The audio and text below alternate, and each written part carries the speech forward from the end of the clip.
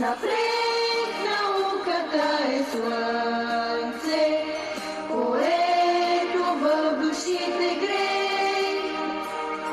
Напред народността не пада, там дето знанието живее. Безесен беше ти безславен, облез в историята веч. Духовно покори страните, които завладя с меч. Духовно покори страните, които завладя с меч.